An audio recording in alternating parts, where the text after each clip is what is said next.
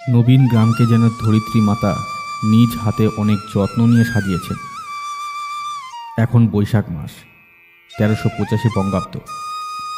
আমবাগানে আমের রং ধরা শুরু করেছে। দলে দলে পাখিরা আসে, সদ্য পাকা আমের ঠক্কর দেয় আর নেচে নেচে গান করে। কত রকমের গান তাদের। বাংলাদেশ থেকে আসা মানুষজন নবীন গ্রামের শূন্য স্থান ধীরে ধীরে পূরণ করছে। সকল সম্প্রদায়ের মানুষই এখানে মিলেমিশে থাকে। জনবসতি খুব বেশি বলা যায় না। গ্রামের সপ্তাহে 2 দিন হাট বসে, শনি ও মঙ্গলবার মানিকতলার পুকুর পাড়ে। পাশের গ্রাম থেকেও এই হাটের লোক কেনাকাটা করতে আসে। হাটের মধ্যে দিয়ে মেঠো রাস্তা মনসা বাড়ি হয়ে মাঠ পাড়ায় ঢুকেছে।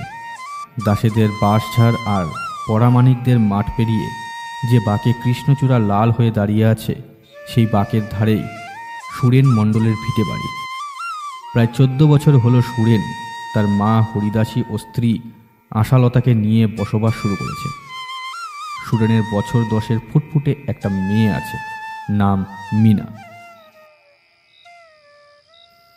সেদিন রাতে রোজকারের অভ্যাস মতো মিনা ঠাম্মার কাছে শুয়েছিল। হরিদাসীর চোখে ঘুম নেই, শুধু এপাশ আর ওপাশ। বয়সও তো আর কম হলো না। ঠাম্মার আঁচল মুঠো করে ধরে গল্প শুনতে শুনতে মিনা একসময় ঘুমিয়ে পড়ে। হরিদাসীরও চোখ লেগে আসে। মাঝরাতে হঠাৎ জোরে হাওয়া বয়ে যাওয়ার শব্দে মিনার ঘুম ভেঙে যায়। ঠাম্মাকে ধাক্কা দিতে থাকে মিনা। ঠাম্মা, ও ঠাম্মা। হরিদাসী আধো ঘুমে জেগে যায়। হাওয়ার শব্দ তার কানে আসে। হরিদাসী আলতো হাতে মিনার মুখ চেপে ধরে, ফিসফিস করে বলে, চুপ চুপ, এখন কোনো কথা কইস না। হরিদাসীর বুকের ভেতর তখন ভয়ের কাঁটা ফুটেছে। চোখে মুখে অদৃশ্য ভয়ের ছাপ, যা রাতের অন্ধকারে চাপা পড়ে গেছে। মিনাও তার ঠাম্মাকে অনুকরণ করে ফিসফিসিয়ে বলে, মাকে ডাকবে না? সকালে যে মা ঘুটে মশাল রোদে দিয়েছিল, বৃষ্টি এসে তো সব ভিজিয়ে দেবে। বৃষ্টি আর আইবে না।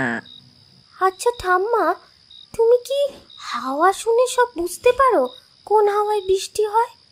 ওই শোন, কান পাইতা শুনা দেখ, অহন কি কিছু শুনতে পারতাছিস? হাওয়া তো থাইমা গেছে, অহন ঘুমাইয়া পড় দেহি। দূর, এতটুকু মেঘ হওয়ার কি দরকার?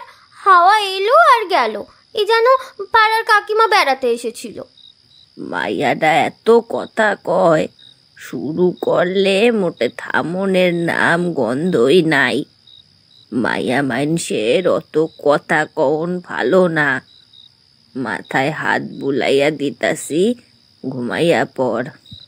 হরিদাসী মিনার কথায় হাত বোলাতে বোলাতে মনে মনে ভাবে, এই হাওয়ার যেমন তেমন হাওয়া নয় রে দিদি। তোরে কই কেমনে, মাঝরাত হলি তেনাগে মসক লাগে। হাওয়া হয়ে আকাশে বাতাসে ঘুরতি ঘুরতি আপন মনে তারা নেচে বেড়ায়। আর তার মধ্যে যদি কেউ পড়ে, তার আর রক্ষে নেই।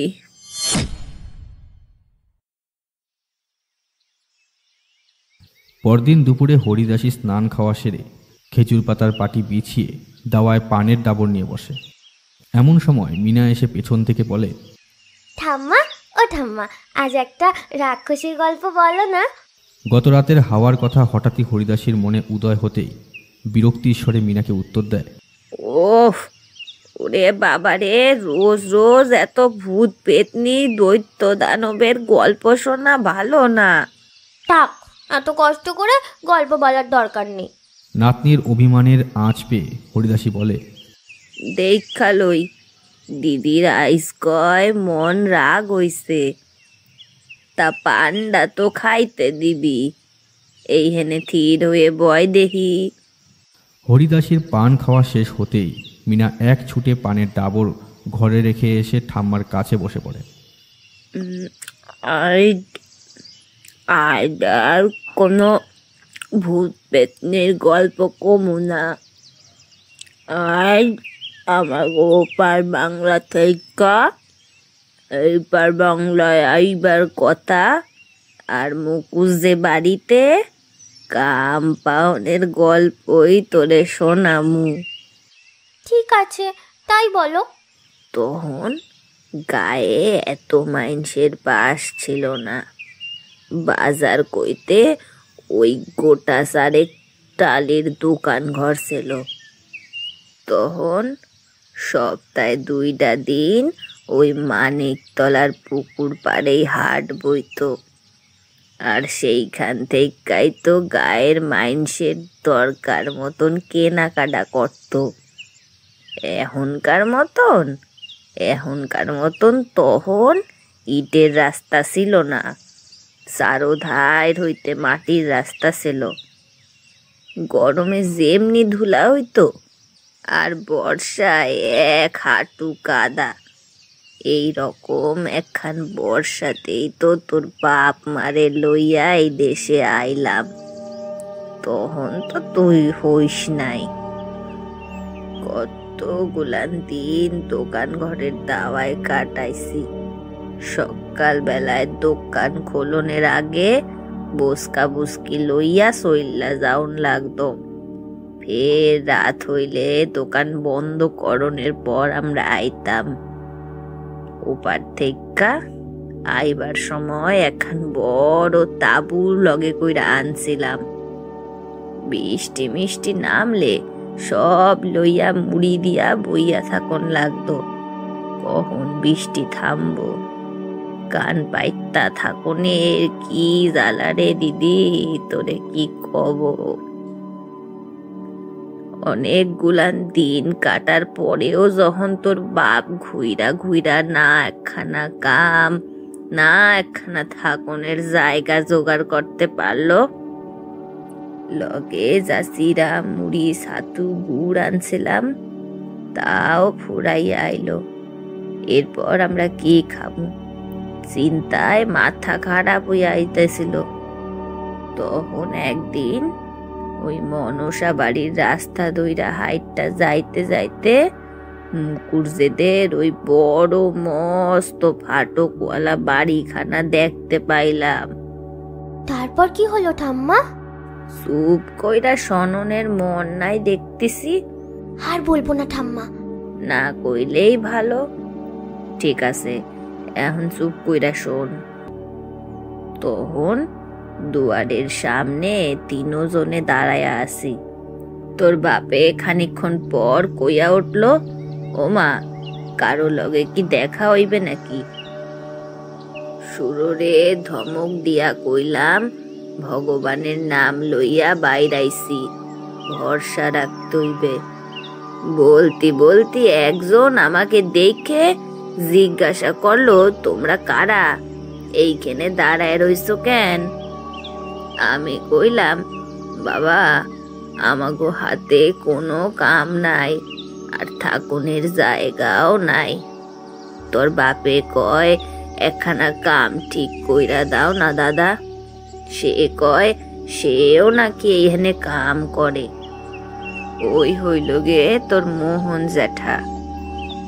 ওইদিকে নাকি তখন মুকুজ্জেদের গিন্নি মুকুজ্জে কর্তার কাছে অভিযোগ লয়ে বসেছে। বিনু মাসি রোগে পড়েছে, আসতেছে না। ওইদিকে মোহনও সব সামলাইতে পারতেছে না।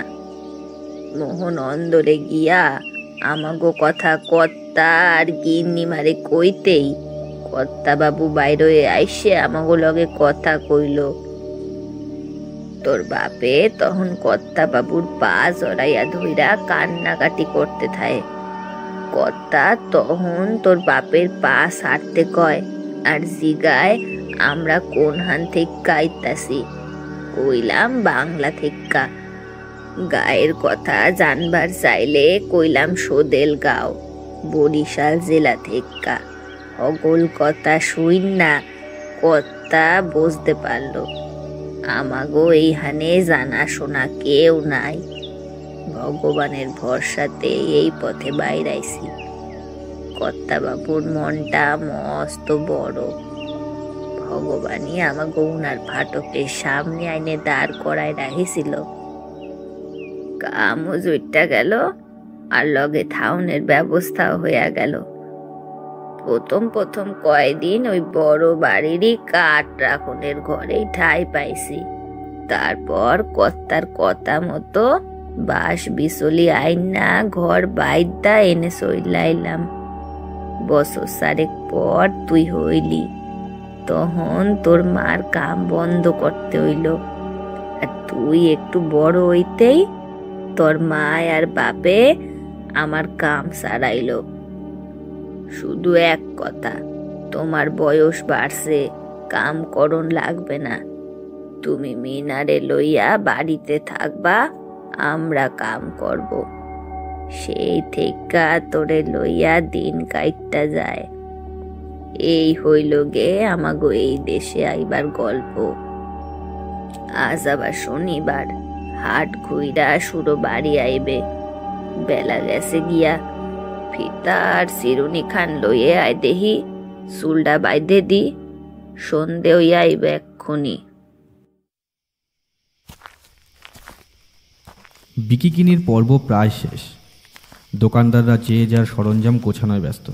চাদু কুমোর মাটির হাঁড়ি কলসি ভ্যানে তুলছে। ভ্যানের সামনের পিদিম জ্বালিয়ে গান করতে করতে বাড়ির পথে রওনা হয়। মহিদুলের মাছের দোকানে তখনও গুটি কয়েক লোক দাঁড়িয়ে আছে। সুরেশও এসে দাঁড়ায়। মহিদুলের মাছের হাঁড়িতে শিঙ্গি মাছ দেখতেই সুরেশ মনে মনে ভাবে, কয়দিনের জ্বরে মাটার শরীরটা একেবারে পইরা গেছে। সুবিধায় পাইলে 2টা শিঙ্গি মাছ লইয়া যাইতাম।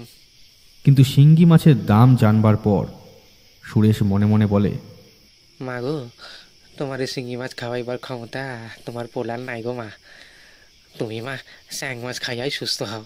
শিঙ্গি মাছের দাম না পোষানোতে সুরেশ চ্যাং মাছ কিনে খালইতে ভরে। তারপর বনমালী খায়ের থেকে মিনার জন্য চিটগুড় কেনে। মাছের খালি আর চিটগুড় হাতে নিয়ে সুরেশ তখন দাসদের বাড়ি ছাড়িয়েছে। দাসদের বাড়ি ছাড়িয়ে রাস্তার বামে বাঁশঝাড়, ডানে কলা বাগান। আকাশে তখনও চাঁদ আবছা আবছা, চারিদিকে জোনাকিদের আনাগোনা। টর্চ আবার হইলটা কি? হঠাৎই টর্চের আলো জ্বলতে নিভতে থাকে। বোধহয় ব্যাটারি শেষের দিকে। টর্চের গায়ে অনেক ঘা বসায় সুরেশ। তবুও অবাধ্য ছোড়ার মতো এক গুয়ে জেদ বজায় রাখল টর্চ। টর্চের শুধরানোর কোনো গতিক না দেখে আলো ছাড়াই হাঁটতে থাকে সুরেশ। কয়েক পা হাঁটতেই সুরেশ দাঁড়িয়ে পড়ে। কলা বাগানে কিসের একটা শব্দ হলো। কলা বাগানের শব্দের অভিমুখে সুরেশ তাকায়। দূর থেকে দেখে মনে হলো কোনো এক সাদা কাপড় পরিহিত বয়স্ক মহিলা কলা গাছের আবডালে দাঁড়িয়ে আছে। কে? কেডা? হ্যাঁ, কেডা ওইখানে? কোনো উত্তর আসলো না।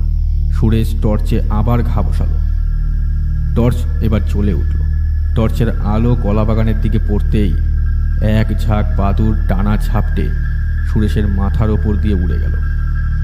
আকস্মিকতায় সুরেশের গা শিরশির করে ওঠে। ধীত হতেই সুরেশ বুঝল কলা বাগানের আবডালে দাঁড়ানো মহিলা আদতে কোনো মহিলা না। কলা গাছের শুকনো পাতা চাঁদের আবছা আলোয় যা সাদা কাপড়ের রূপ নিয়েছে। কি সব হাবি যাবি এতক্ষণ ধইরা ভাবতেছি। নিজের বোকামির কথা বুঝতে পেরে মনে মনে হাসতে থাকে সে। কিন্তু একটা ব্যাপার লক্ষ্য করল, বাঁশঝাড় পেরিয়ে পরামানিকদের মাঠের ধারে আসতে গাটা কেমন যেন ভার হয়ে গেল তার। খাল পাড়ে শীতল হাওয়া গা ঘেঁষে বেরিয়ে গেল। সুরেশের মনে হলো তার প্রতি পদক্ষেপের সঙ্গে তাল মিলিয়ে কেউ যেন চলেছে। সুরেশ পেছনে টর্চ ঘোরায়, কাউকে দেখতে পায় না সে। হঠাৎই হাওয়ায় মাঠের জোড়ো তাল গাছের পাতায় পাতায় ঘষা লেগে করাত করাত শব্দে কেঁপে ওঠে সুরেশ। সুরেশ মনে মনে বলে, আজকাল দিনটাই খারাপ। সন্ধ্যের পর একখান সঙ্গী হইলে এ পথে যেতে সুবিধে হয়। বসতি যে কবে আইব কে জানে। সুরেশ এক পা হাঁটতেই আবার থেমে যায়। মাছের খালইতে টান পড়ে এবার। সুরেশের গলায় ভয় এসে আটকে যায়। ঢোক গেলে সে। পেছনে তাকাবার সাহস সে এবার হারিয়েছে। খাল পার হয়ে শীতল হাওয়া মাঠ জুড়ে আবার বইতে থাকল। জোড়া তাল গাছের করাত করাত শব্দ যেন তার বুকে এসে বিঁধছে। কাঁধের ওপর ভীষণ এক ভার অনুভব করতে থাকে সে। সুরেশ চোখ বন্ধ করে মনে মনে নিজেকে বলে, সুরেশ, ভয় পাস নে, ভয় পেলে চলবে নি। ভয় পাস নে, ভয় পাস নে, ভয় পাস নে। জিভ দিয়ে ঠোঁট ভিজিয়ে নেয় সুরেশ। কাপা কাপা গলায় সুরেশ গান করে, হরে কৃষ্ণ হরে কৃষ্ণ কৃষ্ণ কৃষ্ণ হরে হরে, হরে কৃষ্ণ কৃষ্ণ কৃষ্ণ হরে হরে, হরে কৃষ্ণ কৃষ্ণ। তার পা যেন ভেঙে আসছে। কিছুক্ষণ পর খালুয়ের টান আলগা হল। বাড়ির উঠোনের সামনের রাস্তায় চলে এসেছে সুরেশ। ঘরের লণ্ঠনের আলো দুয়ার আলোকিত করেছে। এটুকু আলো যেন সুরেশের মনের ভয়ের সব অন্ধকার কাটিয়ে দিল। সুরেশ উঠোন থেকেই হাঁক দেয়, কই গো, কই গেলা? ঘরের ভেতর থেকে আশালতা উত্তর দেয়, আইসো। আশালতা ঘর থেকে বেরিয়ে এসে সুরেশের হাত থেকে খালুই নিয়ে হাঁড়িতে জল দিয়ে চ্যাং মাছ ভিজিয়ে রাখে। কল থেকে সুরেশ ভালো করে হাত পা ধুয়ে ঘরে ঢোকে। মিনা তখনও বই পড়ছে। হরিদাসী মন দিয়ে শুনছে। সুরেশ ঘরে ঢুকতেই হরিদাসী গামছা এগিয়ে দেয়। ও সুরো, আজও সিট গুড়ানোস নাই? মায়েরা তো তাকাইয়ে রইছে। মা, কি কিনছিলাম তো, কোন হানে যে পইরা গেল। চিটগুড় পড়ে গেল। আমি পরের হাটে গিয়া ঠিক আইনা দিব। মিনার অভিমান হলো কিনা বোঝা গেল না। আবার বই পড়তে থাকে। আমরা চাষ করি আনন্দে, মাঠে মাঠে বেলা কাটে, সকাল হতে সন্ধে, রৌদ্র ওঠে বৃষ্টি পড়ে, বাঁশের বনে পাতা নড়ে, বাতাস ওঠে ভোরে ভোরে, চষা মাটির গন্ধে। বাবা, ও বাবা, মাটির কি আবার গন্ধ হয় নাকি গো? মা, আছে তো। মাটির গন্ধে মন প্রাণ ভইরা যায়। তোরে একদিন লইয়া যামু খেতে আমি। ক্ষেতের কথা শুনতেই রান্নাঘর থেকে আশালতা বলে, খালি ফাঁকি দাওনের ধান্দা। এইসব কথা কেন পড়তেছে তো? আপনার আহ্লাদেতেই মাথায় উঠতে গেছে একেবারে। চুপ কইরা থাকো। দিদি আমার অনেক বই পড়ব, মোটা মোটা সব বই, অনেক বড় হইব। আমার মিনা দিদি, আমার দিদি বড় হইয়া স্কুলে পড়াইব। মিনার মা ও ঠাম্মার কারোরই বর্ণ পরিচয়ের সঙ্গে যোগাযোগের কোনো সুযোগ হয়নি।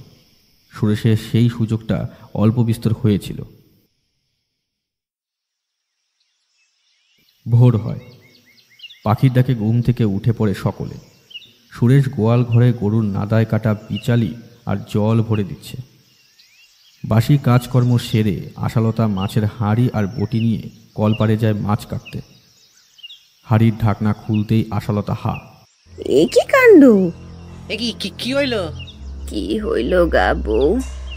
ওমা, এদিকে আসেন। হরিদাসী দাওয়ায় বসে কুলোয় করে চাল থেকে কণা বাঁধছিল। কুলো দাওয়ায় রেখে কলপাড়ে যায় সে। একখান মাছও তো দেখি হাড়িতে নাই, ঢাকনা তো দেওয়াই ছিল। কি আশ্চর্য ব্যাপার! মাছের হলোটা কি? খালি হাড়ি কাটুম কি? কাল তো নিজের হাতেই ঢাকনা দিয়া নুরা চাপা দিয়া রাখছিলাম।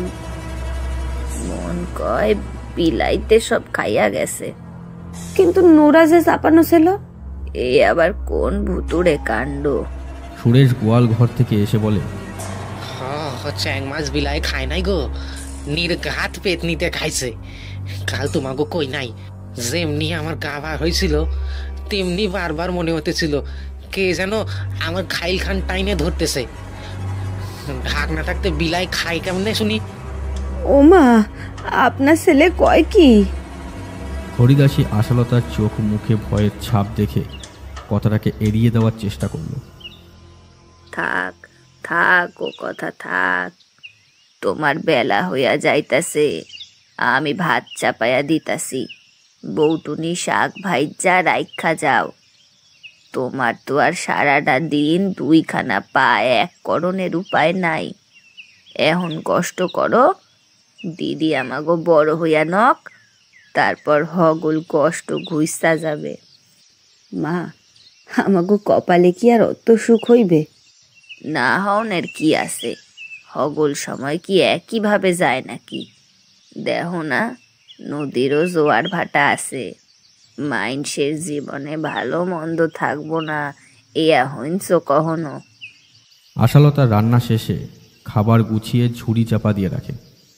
মুখুজ্জে বাড়ি যাওয়ার সময় সুরেশ ও আশালতা দেখে পরামানিকদের জায়গা পরিষ্কার আছে, মনে হয় নতুন বসতি আসবে। কিন্তু বিকেলে ফেরার সময় দুজনে যখন দেখে মাঠের জোড়া তালগাছ আর তেঁতুল গাছ সেইখানেই দাঁড়িয়ে আছে, দুজন দুজনের মুখের দিকে তাকায়। আশালতা বলে, দেহো দেহো, কাণ্ডখানা দেহো। তাল তেঁতুল ঠিক রাখা দিছে। তেঁতুল খাইবো, তাল খাইবো, লোভ বাইরাইবে। এরপরে মাসখানেক কেটে যায়। পরামানিকদের জায়গায় নতুন বসতি হয়েছে। গুরুপদ বিশ্বাস, তার স্ত্রী যমুনা, ছোট ছেলে মহাদেব ও বৌমা বাসন্তীকে নিয়ে বসবাস শুরু করেছে। এখানকার সকলেই তাদের অপরিচিত।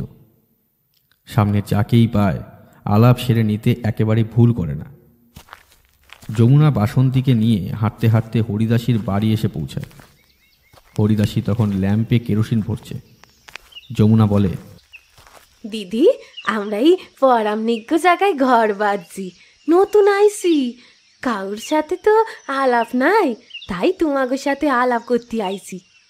হরিদাসী পিড়ি পেতে দিয়ে বলে, ভালোই করছো, বসে কথা কও। আমি খবর পাইছি, সুরো আইসে কইছে।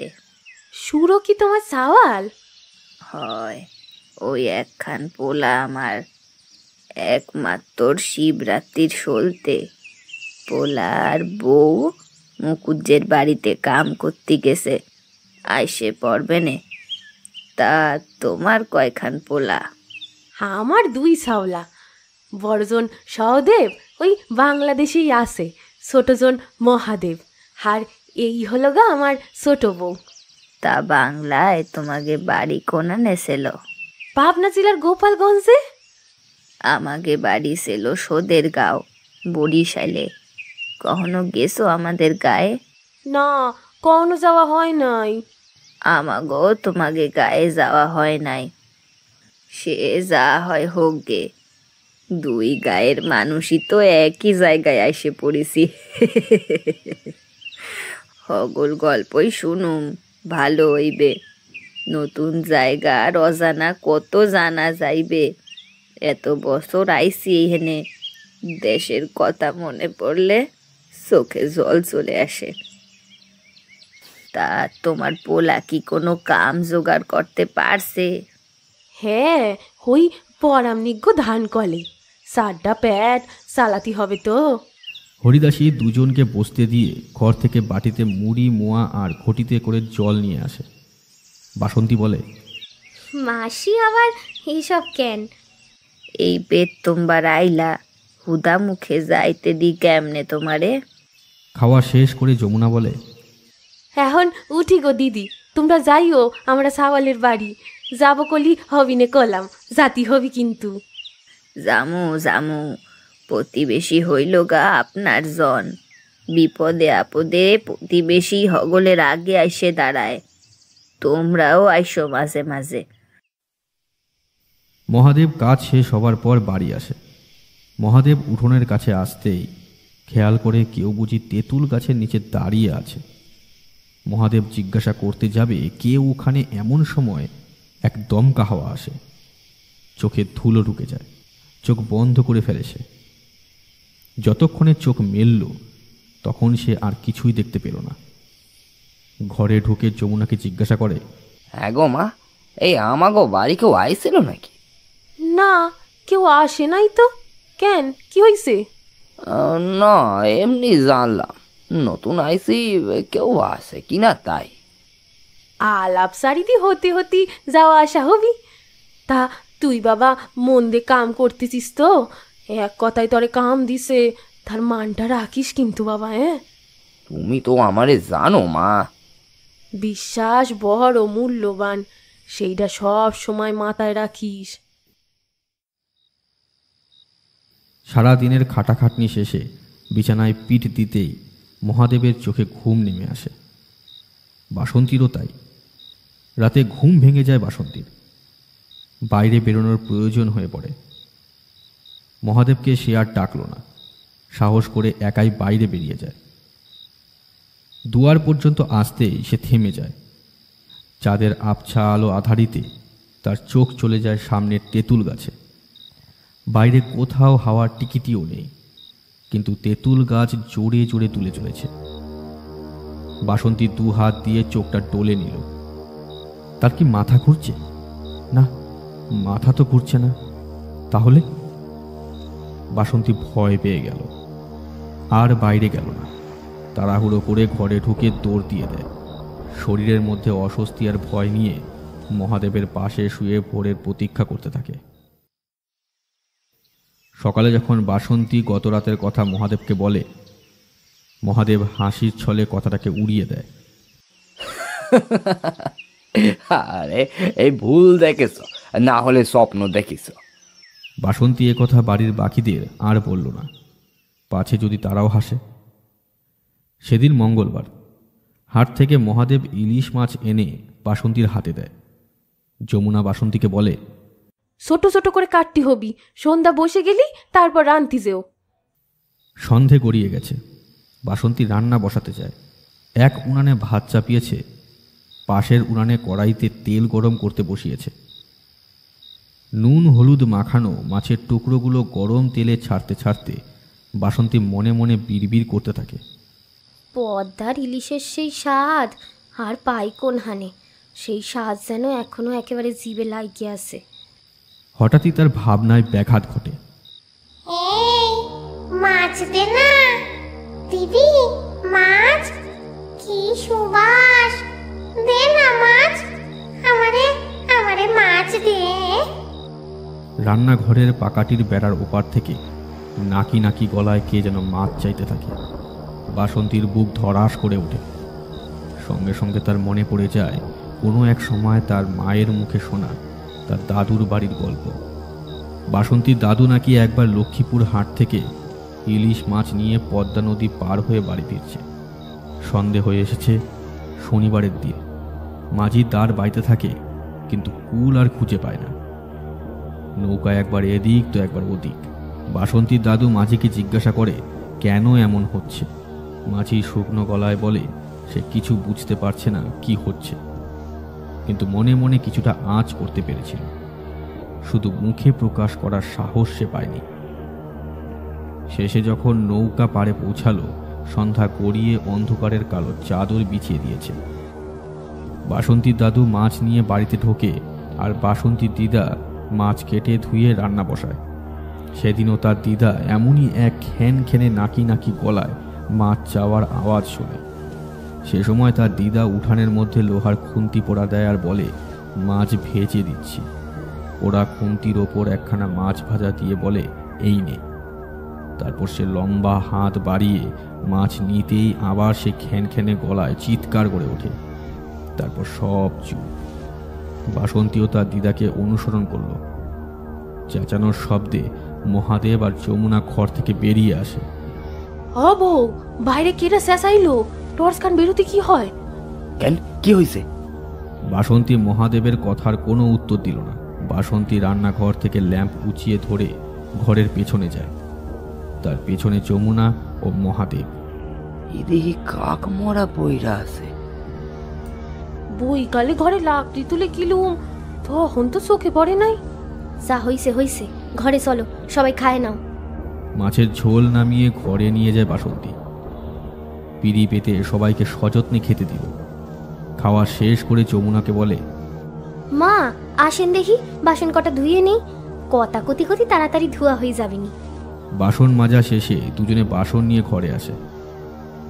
ঘরে এসে বাসন রাখতে রাখতে বাসন্তী যমুনাকে বলে, মা তখন জানতি সালেন না যে কার সাথে কথা কইছি? কার সাথে কথা কইছিলে? মা তিনারা আছে। তিনারা? তিনারা কারা? মিসো মিসো মাছ চাচ্ছিল। ও মাগো, তখন কহ নাই কেন? রাতে তিনাগো কথা কতি মনে যে কেমন লাগে, কাল সব কবানি, রাতের বেলাখানা বরং থাক। রাতে সবাই ঘুমিয়ে পড়েছে। যমুনা আর বাসন্তী দুজনেই পেঁচার মতো জেগে থাকলো। হঠাৎই রান্নাঘরের চালে কিছু পড়ে টালি ভাঙার শব্দে আঁতকে ওঠে সবাই। পাশের ঘর থেকে যমুনা জিজ্ঞেস করে, কি হলো? কিসের শব্দ? টালি ভাঙলো নাকি বউ? রান্নাঘরের চালে মনে হয় কিছু পড়ছে। মহাদেব বিছানা ছেড়ে উঠে বলে, এই এত রেতে কোনতে আবার কি পড়লো?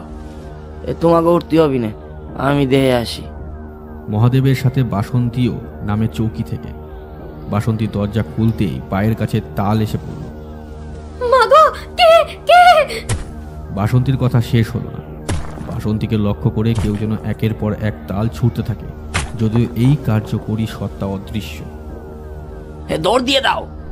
বাসন্তী দৌড় দিয়ে দেয়, কিন্তু এবার হঠাৎই শোবার ঘরের টালি ভেদ করে তাল এসে সোজা চৌকির ওপর টাঙ্গানো মশারির ওপর পড়ে। কি হচ্ছে কি এসব? কে রে? সংস্থাকে সামনিয়া। বাসন্তী মহাদেবের মুখ চেপে ধরে। কি বলতিস? সামনে থেকে তিনাগো দেখার কথা মুখেও এনুনি। এরা তিনারা, তিনারা যাদের নাম রাতে নীতি নাই গো। এবারে যেন তাল বৃষ্টি শুরু হলো। গুরুপদ পাশের ঘর থেকে অস্থির হয়ে বলতে থাকে, রাত দুপুরে কি জ্বালা কও দেই। চৌকি নিচে চলো, চৌকি নিচে চলো। বাবা বাবা, তোমরা চৌকি নিচে যাও, বা মাথা বার কইরো না। অলৌকিক শক্তির খেলায় ঘর একেবারে তছনছ। হক গলে একটু হরিনাম জপ করো। দুই ঘরে চৌকির তলা থেকেই সবাই জোরে জোরে হরিনাম করতে থাকে। দেখতে দেখতে কিছুক্ষণ পর তাল বৃষ্টি থেমে যায়। ও মহাদেব, এখন কি চৌকির তলা দিয়ে বেরোবো? বুঝতে পারতেছি না বাবা, একটু দেরি করো। তারপর কিছুক্ষণ যখন আর তাল পড়ল না, সবাই চৌকির তলা থেকে বেরিয়ে আসে। টালি ভাঙা আর তালে ঘরে পা দেওয়ার জায়গা নেই।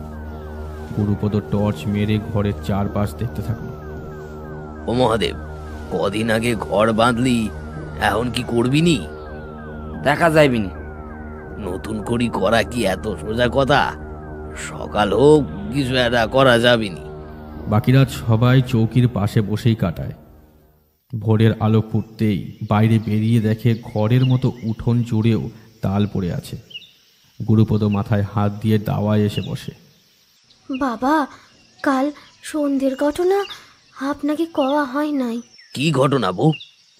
মারে একটু আওয়াজ দিছিলাম। বাসন্তী গত সন্ধ্যার সব ঘটনা খুলে বলে। তালি এখন কি উপায়? বাবা গো, এহেনে থাকা যাবে নি, অন্য জায়গা দেখেন। কোন দিনকার অঘটন ঘটি যাবে। অন্য জায়গা যে বাবা, সে জায়গা যে ভালো হবি তার ভরসা কি? ঘরগুলান পরিষ্কার করে ফেলাও দেই, কি করা যায় তারপর ভাবতেছি। ঘর পরিষ্কার হলো। মহাদেব কাজে যাবে। বাসন্তী ভাতের হাঁড়ি নামিয়ে উবুর দিয়ে বলে, মা, ভাত বাইরে দিচ্ছি, একসাথে খায় নেন, ঠান্ডা হয়ে যাবে নি তো। বউ, তোমার বাবারে আর মহাদেবরে ভাত দিয়ে দাও, আমি আসতেছি। কই যাতেছেন মা? তোমার ওই নতুন মাসি বাড়ি হইয়া আসি। ও মা, কথায় কথায় বাবার বেগুন সিদ্ধ দিতেই ভুলে গেছি। যা আছে তাই দিয়ে খাতি দাও দিইনি, আমি যাতিছি। যমুনা দ্রুত পা চালিয়ে হরিদাসীর বাড়ি পৌঁছায়। উঠোন থেকেই চেঁচাতে থাকে যমুনা। দিদি, দিদি গো, তুমি বাড়িতে আসো নাকি? তোমার কাছে ছুটে আইছি গো দিদি। হরিদাসী ঘর থেকে হন্তদন্ত হয়ে বেরিয়ে আসে। আর কি কই দিদি, সর্বনাশ হয়ে গেছে। যমুনা সব কথা সবিস্তারে খুলে বলে। সব শুনে হরিদাসী বলে, তাল, তেঁতুল গাছ এসব রাইখেই ভুল করছো। আগে গাছ কাটনের ব্যবস্থা করন লাগবো। দিদি, জ্বালা কি একটা, সালের টালি তো অর্ধেকই নাই, ঠিক করবে কেমবাই? চিন্তা করিস নে বোন, সব ব্যবস্থা হয়ে যাবে। সুররে কমুখানে কর্তারে কয়ে বিচুলির ব্যবস্থা করে দেবেনে। আমাকে কি বিচলি দেবে নে? দেবেন দেবেন, কর্তা বড় ভালো মানুষ। এখনকার মতো বিশালি দিয়ে সাল সাইতে কয়ো মহাদেবেরে। এখন তো মাথা খান বাসুক। বাড়ি গিয়া তাই কয়া দি, যাতিছি। ও যমুনা বোন, দুগা ভাত খাইয়ে যা। না গো, এখন না, অন্যদিন আইসে খাবেনি। বউ ভাত নি বসি থাকবি নি, আমি আমি বাড়ি গেলুম গো, তুমি যাইনে। জামুনে এত বড় কাণ্ড ঘটে গেল, যাইতে তো হবেই। যমুনা বাড়ির দিকে এগোয়। হরিদাসী মিনাকে ডাকতে ডাকতে ঘরে ঢোকে। মিনা তখন হরিদাসীর হাতে গড়া মাটির পুতুলকে কাপড় পরানোয় ব্যস্ত। মিনা দিদি, তুমি স্নান করে লও, খাওয়ার দিতেছি। তুমি স্কুলে যাইবা, আর আমি ওই নতুন ঠাম্মার বাড়ি যামু। ও ঠাম্মা, আমারে নিয়ে যাবা না? তুমি স্কুলে যাইবা এখন, তোমারে অন্য সময় লয়ে যামু। দিদি আমার তাড়াতাড়ি স্নান করে সারো। মিনাকে খাইয়ে গুছিয়ে স্কুলে পাঠিয়ে হরিদাসী এক পাক আসে তার নতুন বোন যমুনার বাড়ি। ও বউ, ও যমুনা, ও বউ, ও যমুনা। মাসি, মাসি আইসো। বাসন্তী হরিদাসীকে দেখে জড়িয়ে ধরে কাঁদতে থাকে। ঘরের কি হাল হইছে দেখো। হায় হায়, এ কি অবস্থা! এ আমি কি দেখতেছি! তুই কইছিস, আমি এতখানি ভাবি নাই রে।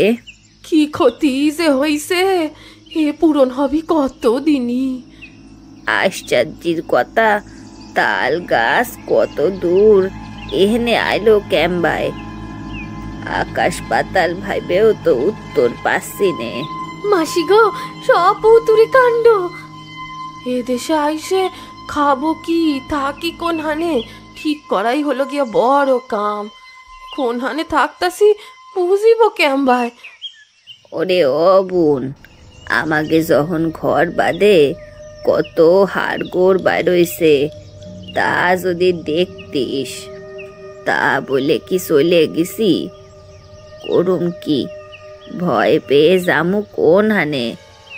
যা হওয়ার হয়ে গেছে, গাছ কাটনের ব্যবস্থা তাড়াতাড়ি করা লাগবে। মহাদেব গেছে প্রফুল্ল পরামানিকের সাথে কথা কতি। মহাদেব এদিকে চেষ্টা করুক, সুরেও চেষ্টা করতে কমুখানে। এরই মধ্যে মহাদেব বাড়ি আসে। মা, ও মা, এ লোক পাওয়া গেছে, কাল আসবি কাটতে। ও মাসি আইস। মহাদেব, বাবা ভাঙে পড়িস নে। জীবনে অনেক ঝড় ঝাপটা আসে, আবার চলেও যায়। মহাদেব প্রফুল্ল পরামানিকের সহায়তায় গাছ কাটার ব্যবস্থা করে ফেলে। পরদিন গাছ কাটতে চলেও আসে সে। গাছের প্রত্যেকটা কুড়ুলের কোপ যেন যমুনার বুকে এসে পড়ছে। ফলন্ত গাছ এভাবে কাটা পড়ছে দেখে মন তার ভালো নেই। এরই মধ্যে সাইকেলের ক্রিং ক্রিং শব্দে সকলের চোখ গেল রাস্তার দিকে। গুরুপদ বিশ্বাসের নামে চিঠি আছে। গুরুপদ ও যমুনা তাড়াহুড়ো করে রাস্তায় যায়। ডাকপিয়ন চিঠি দিল। চিঠি হাতে উঠোনে এসে গুরুপদ বলে, হকগুলায় ভালো আছে তো? কি জানি চিঠিতে কি লিখতেছে, পড়তি পারার কপাল তো করি নাই। মিনা এখন স্কুলে, স্কুল দিয়ে আসুক, তখন দিদি ওরে নিয়ে আসবেনি। আমি আমি যাই, দিদিরে এখন গিয়া কইয়া আসি। মিনা স্কুল দিয়া বাড়ি আসলি তারে নিয়ে আসতি। যমুনা হরিদাসীর বাড়ি গিয়ে বলে আসে। মিনা স্কুল দিয়ে বাড়ি ফিরলে হরিদাসী মিনাকে নিয়ে আসে। এই তো দিদিরা আইসে। মিনার হাতে যমুনা চিঠিটা দিয়ে বলে, হ দিদি, চিঠিখান পইরা শোনা দিনি। গুরুপদ, যমুনা, বাসন্তী ও মহাদেব মিনার পাশে বসে। মিনা চিঠি পড়তে শুরু করে। শ্রী চরণেশু বাবা, পত্রের প্রথমে আপনি ও মা প্রণাম নিবেন। আশা করি ভালোই আছেন। এইদিকে বোম বলতো ছোট মার জন্যে কাঁদে ভাসাইতেছে। দুদিন পরেই ছোট মার কাছে যাবি কয়ে কয়ে রাখতেছি। আপনার কথা মতো ওই দেশে যাওয়ার সব বন্দোবস্ত করে ফেলছি। আমাকেও সাথে সুবল কাকারা আর গোবিন্দ দাদারাও যাবি। বাবা, আমাকে বুধির বকনা বাছুর হয়েছে। আসার আগে পল্টুকে দিয়ে আসবানি, রহমান চাচারে দলিল খান দিয়া দিবানি। তোমরা চিন্তা করো না, আমরা ভালোই আছি। খুব তাড়াতাড়ি আইসা পড়বো। আর এখন কিছু লিখতেছি না, সাক্ষাতেই হগল কথা কইব। ইতি সহদেব। চিঠি শেষ হতেই হরিদাসী বলে, এই তো পড়শি বাড়তেছে, এবার ভালোই হবে। পড়শি বাড়লে ভালো কি মন্দ হবে তা নিয়ে বাসন্তীর এখন আর কোনো মাথা ব্যথা নেই। তার কানে শুধু ভোম্বলের কান্নার আওয়াজ ভাসতে থাকলো। মা, শুনলিন তো? ভোম্বল আমার কষ্ট পাতিছে। কইছিলাম আমি নিয়ে যাই। দাদা আর দিদি পরে আসবেনি, কবে আসবে কে জানি। আমার মন যে আর এক মুহূর্ত মানতেছে না। বুঝে কথা কবা তো, আমাকে সাথে আনতাম কেম ভাই, থাকা খাওয়ার ব্যবস্থা না করি? হরিদাসী বাসন্তীর মন শান্ত করার জন্য বলে, ও বউ, যমুনা তো ঠিকই কয়েছে, ওর সিটিতে তো কয়েছে ওরা চলেই আসতিছে। যমুনার আনন্দ তখনও ক্ষীণ। আজ রাতে আবার কি হবিনি কিটা জানে। ও যমুনা, ও বোন, শোন, ভয় পাইস নে। ভয় করলি ভয় আরো জড়াইয়ে ধরে। ভয়েরে জয় করণের চেষ্টা করা লাগবে, নালি টিকি থাকবে কেমনে। সব ঠিক হয়ে যাবে। আমি এখন বাড়ি যাই, তোমার বুকে বল রাখো, সব ঠিক হয়ে যাবে। ও মিনা, চল রে। ও বোমা, গেলাম গিয়ে। মাসি আইসো, তোমরা সারা এখানে তো আমাকে আর কেউ নাই। এদিকে দুপুর বিকেল গড়িয়ে সন্ধ্যা ও সন্ধ্যা পেরিয়ে রাত হয়। রাত যত বাড়ে মনের ধুকপুকানি ততই বাড়ে। রাত বাড়তে বাড়তে গভীরে পৌঁছালো। সকলেই এপাশ ওপাশ করতে করতে সবে সবার চোখ লেগে গেছে, এমন সময় হঠাৎ দমকা হাওয়া এসে ঘর দোলাতে থাকে। ভাঙা টালির টুকরো চাল থেকে খুলে খুলে পড়তে লাগলো আবার। যমুনা পাশের ঘর থেকে চেঁচিয়ে বলে, ও মহাদেব, ও বউ, আগের দিনে জায়গায় ঢুকি থাক, তাছাড়া আর কোনো গতি নাই। ওগো ওগো, তোমারে ধরতেছি, তাড়াতাড়ি নামো গো, নিচে ঢুকে পড়ি। ভয়ে বাসন্তী মহাদেবের হাত চেপে ধরে। ভাঙা টালির টুকরো চাল থেকে খুলে বাসন্তীর হাতে এসে পড়ল। হাত কেটে রক্ত বেরোতে থাকলো তার। বাসন্তী শাড়ির আঁচল দিয়ে হাত পেঁচিয়ে চৌকির নিচে ঢুকে বসে। ভারী জ্বালা হয়েছে, নিত্য রাতের এই উৎপাত। রাতে শান্তিতে শোয়ার রেজও নাই, ভারী সারা আর উদ্ধারকরণের কেউ নাই। গুরুপদ গত রাতের মতো আবার জোরে জোরে হরিনাম করতে থাকে। এরপর দিন 15 কেটে গেছে। উপদ্রব অনেকটাই কমেছে। সেদিন দাওয়ায় বসে গুরুপদ বলে, বাংলা থেকে ওরা আসলি ওকে এইসব ঘটনার কথা কইতে হবি নে, পরে সময় বুঝে কলি হবে, বুঝছো? গুরুপদর কথাকে সমর্থন করে বাসন্তী বলে, বাবা ঠিকই কইছেন, আসেই ভয় পেয়ে যাবেনি। দরকার কি ওসব কওয়ার? ভোম্বলের জন্যই মনটা বড় আনসান করিতেছে। সে তো করবি, তুমি তো ওর মার কাম করতা, খুব শিগগিরই আইসে পড়বে না। একটু জল দাও দেই, খাই। বাসন্তী ঘরে জল আনতে যায়।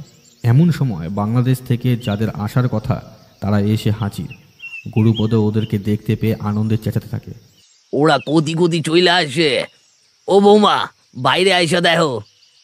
বাসন্তী জলের গ্লাস নিয়ে বাইরে আসে। সহদেবের স্ত্রী আলো বাসন্তীকে ডাকতে ডাকতে বলে, ও বাসু, ও বোন, এই নে তোর সাওয়াল আইছে। ভোম্বলকে কোলে নিয়ে বাসন্তীর চোখ দিয়ে জল গড়িয়ে পড়ে। বাকিদের সাথে কথা বলতেই ভুলে যায় সে। গুরুপদ বলে, ও সুবল, ও পড়ান, যতদিন না তোদের ঘর বাঁধা হচ্ছে আমাকে ঘরে কষ্ট করে থাক। ছেলেদের এক ঘরে আর মহিলাদের আরেকটা ঘরে থাকার ব্যবস্থা হলো। এতদিনের জমে থাকা গল্প করতে করতে একসময় সকলে ঘুমিয়ে পড়ে। কিন্তু চিরাচরিত মাঝরাতের হাওয়ার শব্দে নতুনদের ঘুম ভেঙে যায়। বাসন্তীর যা আলো বলে, ও বোন, এই সময় আবার হাওয়া ছাড়িতেছে দেখি। হাওয়ার কি আর সময় আছে দিদি? হাওয়ার কাম বয়ে যাওয়া। যাক, তুই ঘুমা, হাওয়া এখনই চলে যাবিনি। তুই দেখি সব জানতা। সে তুই দিদি যা কস ক, এখন ঘুমো দিনি।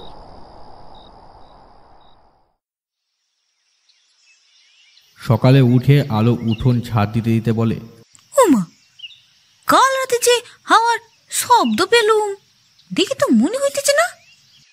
কই, আমি তো টের পাই নাই। হাওয়া বাতাসের কি আর আমাকে বলি কই আসতে হবি? ও সুবল, ও পড়ান, কোমর বেঁধে লেগি পড়তে হবে কিন্তু। তোরা যেন আবার ভাবিস নে আমাকে ঘরে রয়েছিস তাই তারা দিতেছি। ঘর বাঁধা, কাম জোগাড় করা, সে কি যাতা কাজ? দাদা, আপনি মাথার উপর আছেন তাই এ দেশে পা বাড়াতেই সাহস পাইছি, মনে করবার জায়গাই নাই। ও সহদেব, ওগোর সাথে হাত লাগাস। আইছে বাবা। মহাদেব সুবলকে বলে, ও কাকা, তোমার তো হানির চাচার সাথে আলাপ করাইয়ে দিছি, দাদাকে নে বাস কাটতে যাইও, আমি কয়ে রাখছি খন। ঠিক আছে, যাবানি। সুবল পরাণদের ঘর বাঁধা হলো। মহাদেবদের পড়শি বাড়ল। ওরা আসাতে যমুনা বাসন্তীর বেশ ভালো হয়েছে, গল্পের সাথী বেড়েছে। এখন প্রায় দুপুরে খাওয়া দাওয়া শেষে গল্পের আসর বসে। দেখতে দেখতে কয়েকটা মাস চলে যায়। একদিন দুপুরে ঘুরতে ঘুরতে সুবল আসে যমুনার কাছে, বলে, বৌদি, কাঁথা সেলাই করতেছ? হ্যাঁ। এখন কথা ছিল, কও। আমার আসার পর থেকে লক্ষ্য করতেছি যে রাত গভীর হলেই এখানে বাতাস বয়ে যায়। সে আমাকে অভ্যেস হয়ে গেছি। কেন, তোমাকে কোনো ক্ষতি হয়েছে কিছু? না, তা হয় নাই, যদি কখনো হয়। হওয়ার হলি এতদিনে কি আর হতো নে? ওই সব মনের মধ্যে রাখতে হবে না। তিনারা আগে থেকেই এখানে ছিল, দাগে জায়গায় আমরা বসি পড়ছি। তা হাওয়ার কাম হাওয়া করবি, আমাকে অসুবিধা না হলেই হলো। আমাকে তো পেতম পেতম অনেক ঘটনাই ঘটছে, তোমাকে তো সেসব দেখতেই হয় নেই। এখন তো সব ঠিকঠাক হয়েই গেছে, শুধু অনেক রেতে বাইর হইলি একটু দেখা বাইরেও। এরপর অনেক বছর কেটে গেছে। নবীন গা এখন আর আগের মতো নেই। দালান উঠেছে, গাছ কমেছে, মানুষের বসতি বেড়েছে, তিনাদের বসতি হারিয়েছে। সেই মাঝরাতের হাওয়ার গল্প এখন আর শোনা যায় না বললেই চলে। তবুও পুকুর ঘাটে একলা বাসন মাজার সময় হঠাৎ উত্তরে হাওয়া গা ঘেঁষে বেরিয়ে গেলে, অথবা উঠোনের আম গাছের তলায় কাঁথা সেলাই করতে বসা ফুরফুরে হাওয়া শরীর ছুঁয়ে গেলেও বাসন্তীর সেই পুরনো অভিজ্ঞতাগুলো আবার তাজা হয়ে ওঠে। তখন বাসন্তী মনে মনে বিড়বিড় করে বলে, তোমাদের যেভাবে বই যেতে ইচ্ছে করে যাও, আমরা আমাগো মতো থাকি।